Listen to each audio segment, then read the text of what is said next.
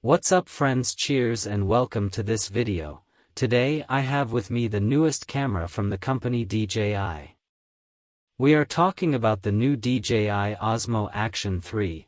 This camera basically came out about the same time than the Gopro 11. So in this video we are going to see if this camera is worth it. We will take a look at many samples of videos and pictures.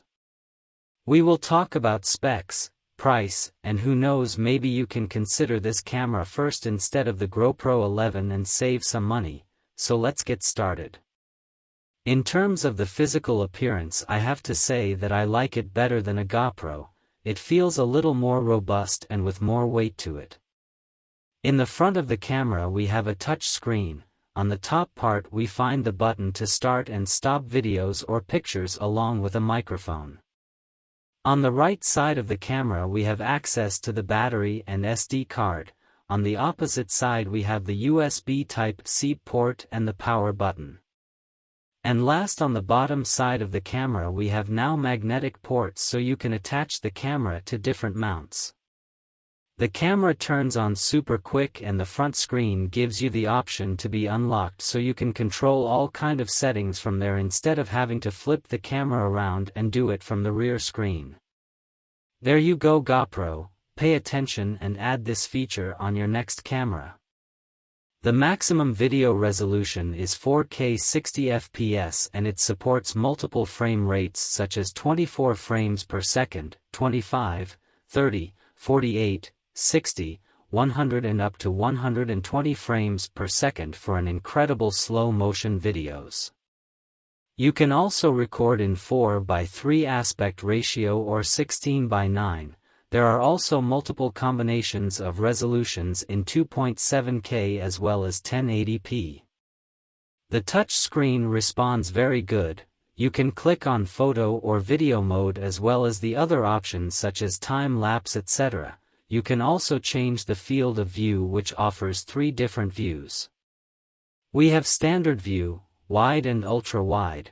It is important to mention that when this camera came out there were a lot of complaints due to the camera having focus issues or videos not looking sharp enough due to being out of focus. Recently DJI released a firmware update that supposedly fixed this issue and added video in HDR mode. So let's take a moment to show you some examples now. I took some samples of the different fields of view, standard, wide and ultra-wide, and I have to say that the ultra-wide is pretty incredible, offering a huge field of view perfect for every occasion when you want to cover a lot in the frame. I also took some clips using the HDR mode and put it side by side with the regular mode, so HDR was turned off. I honestly couldn't see much of a difference between the two modes.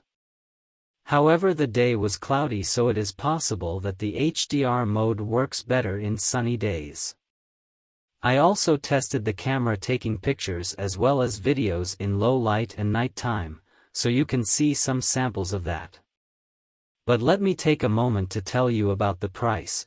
So this camera has a retail price of $329, which basically is about $70 cheaper than the Gopro 11.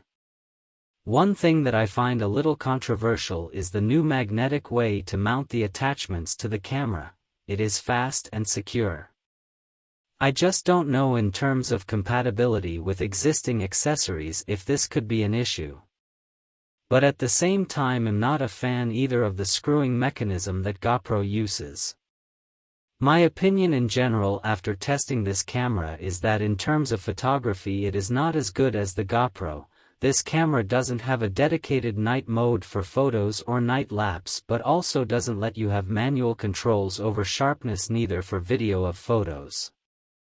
Also, you cannot take long exposure photos like you can do with the Gopro.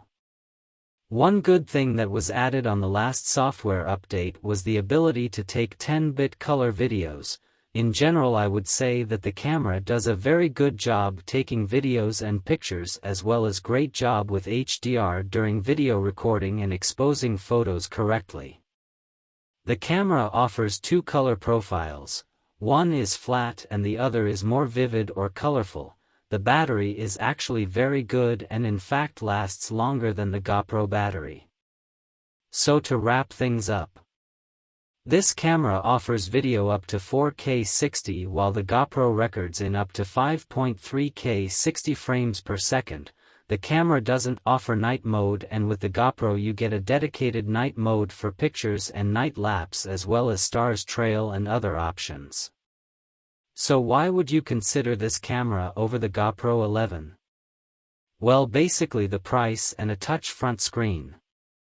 If you feel that you would benefit from saving $70, then this camera is a solid option and overall is doing a better job after the last software update.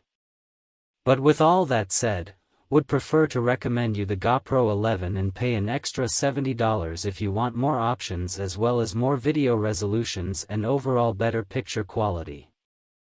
So there you have it, this was my opinions on the DJI Osmo Action 3. If you found this video helpful, please give me a big like and don't forget to subscribe to my channel for more tech reviews like this one. Thanks for watching and I will see you later. Bye.